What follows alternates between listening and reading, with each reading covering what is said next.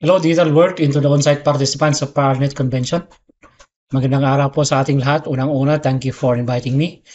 I entitled my presentation as Impact of Library Networking in an Academic Library in the Cordillera Administrative Region. And for the purpose of my presentation, just to provide insight about the status of resource sharing in the library world, to provide insights about the status of library resource sharing within the Cordillera Administrative Region. And for the definition of the resource sharing in a library networking, of course, alam na natin to. Pero let me just read it.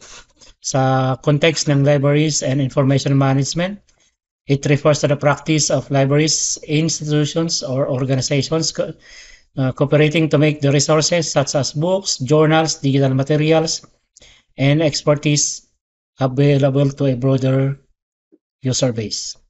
Of course, pwede na rin yung logistics kasi some are sharing their logistics. Now, let me clarify these terms being used na pinagpapalit-palit. The networking, collaboration, cooperation, linkages, and consortia. Sometimes, ginagamit yan. So, base sa definition sa web, yung cooperation, it is the process of working together to the same end. For the word collaboration, the action of working with someone to produce or create something. For the linkages, the action of linking or the state of being linked. And for the consortia, formed for a particular purpose. And now for the networking, according to the Dictionary of Library Information Science by Ritz, it is the art of developing contacts within a profession and using them to advance one's work in career. So all of these terms have a common essence for me. It is to make connections and building relationships. So yun po yung nakikita kong pinaka-common denominator nila. Of course, yung importance po ng resource sharing in libraries, let me reiterate this importance. It is very common to us. Number one is maximizing access, cost efficiency, improved services, support for education and research, information equity, expanding collections, crisis management, and others. And for the current issues in resource sharing, here are the theoretical and actual issues. Number one, technological challenges. So, dinidiscuss niya dito yung interoperability of library management systems, the data integration and standardization. The second one is the issue on legal and copyright issues. Andito na yung intellectual property rights and licensing agreements. The third one is the funding and budget constraints. Alam naman natin yan. Common na po ito. Budget allocation for interlibrary loan services, cost of acquiring electronic resources. Yeah. And then the fourth one is the user expectation and demands. So, nag-iiba po yung user preferences po natin. Depende po sa klase ng clients and library. And then we have the access to electronic resources. And then the last one is I listed 10 networking problems that are still an issue. Number one is poor communication, organizational problems, and silos, lack of innovation, lack of awareness, absence of clear direction, lack of productivity, lack of training, lack of strategy, trust, and lack of incentives. And there are also strategies for addressing these current issues.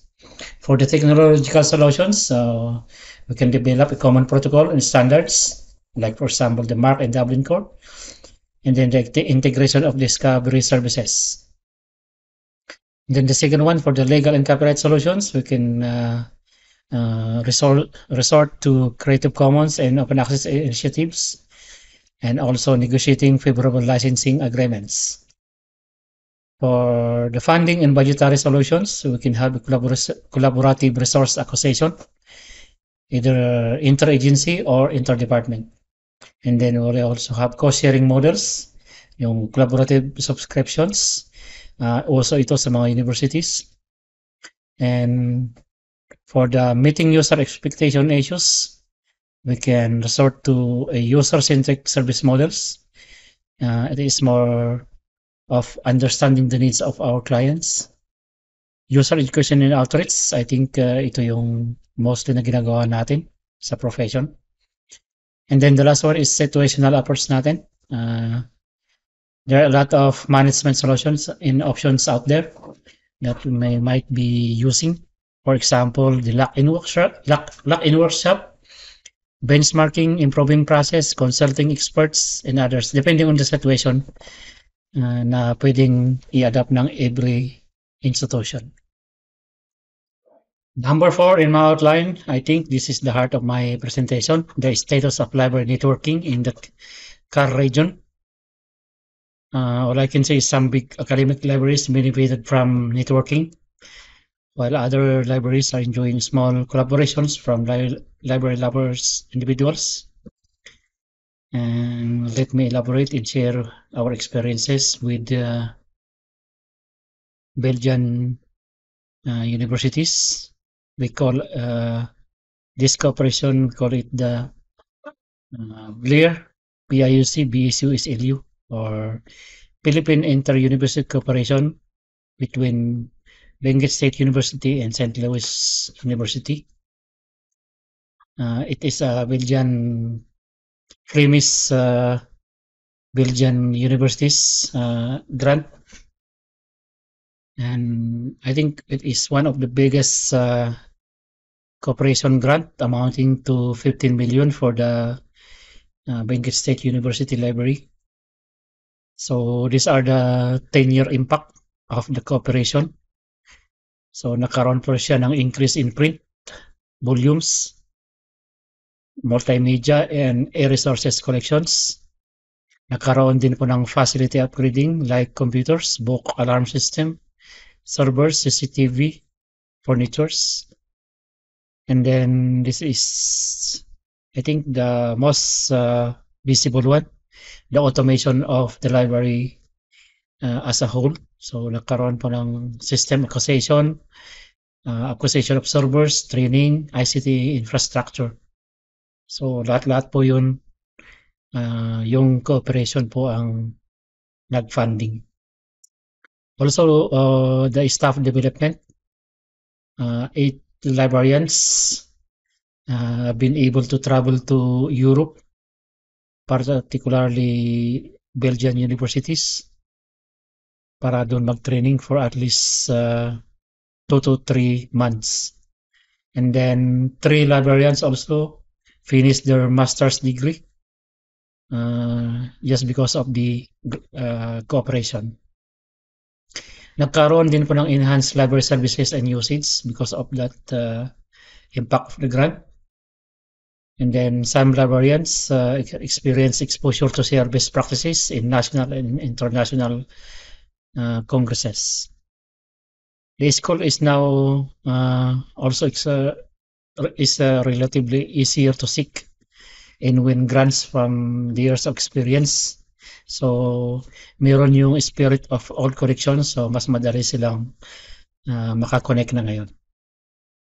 So, those are the impact of a 10-year cooperation with the Belgian universities. We call it the BLIR, PIUC, BSU, SLU cooperation. We also experience a collaboration with the Department of Science and Technology. So we experienced the IPEL, Integrated Philippine eLife.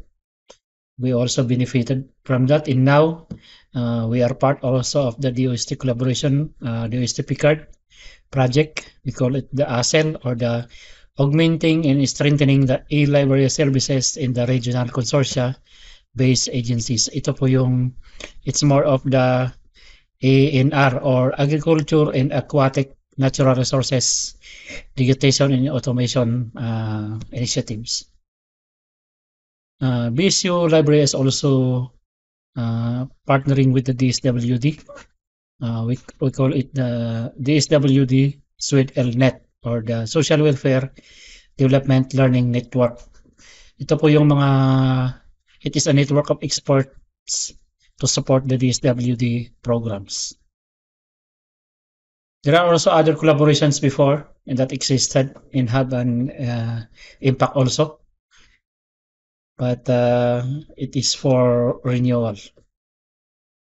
There are also networking initiatives of other schools, like the Kalinga State University. They managed to connect to their alumni. So there is an annual book donation that resulted to a better collection. Then sa Apayao State College, they managed to get a grant from CHED. That's why nakatapos po ng PhD yung isa nilang librarian. Sa Mountain Province Polytechnic College, they are part of the DICT grant that resulted to a better internet connection. Sa Ifugao State University, nakaroon din ng strong internal connections that resulted to a prioritized budget allocation to build another library building. Sa St. Louis University, yung impact po ng VLIR PIUCSLU cooperation. So I think that is one of the reason why they are being awarded as one of the PAARL awardee before. Sa University of Baguio, they established a connection with foreign students that resulted in the construction of their learning commons. Sa University of the Cordilleras, meron din silang involvement sa kanilang extension services that resulted to a numerous award from the city government. Sa UP Baguio, partnership also with the DSWD PAARLNET that resulted to better access to qualified resource persons in other programs sponsored. For the future prospects and resource sharing in the library, so here it comes. For the emerging technologies, we expect our profession to engage in blockchain for digital rights management, for example, the YouTube tracking in the sharing of revenues. I know this is still new to us, even for me, but blockchain is a transparent, unchangeable, decentralized diary in tracking system. And it also helps in the uncontrolled digital distribution. And then the next one for the emerging technologies is the AI for resource discovery. Limited pa lang po yung knowledge ko po dito, but I think this is the future. We'll be expecting artificial intelligence for resource discovery. And then for the next one is global collaboration for the future. So, ina-expect po natin na meron tayong mga international library networks, although we are already doing this. So, we'll engage in initiate partnerships in other countries. There is also a cross-border resource sharing, especially for the digital content.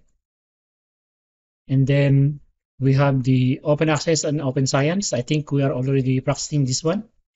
For the open educational resources, research data sharing, open access and open source initiatives. Yeah, we are already practicing this. So those are the future prospects in resource sharing in the library. And finally, for my conclusion and way forward thoughts, for the recap of current issues, I think it is a normal denominator that hindrances in every situation are always present, but solutions are also present in every situation.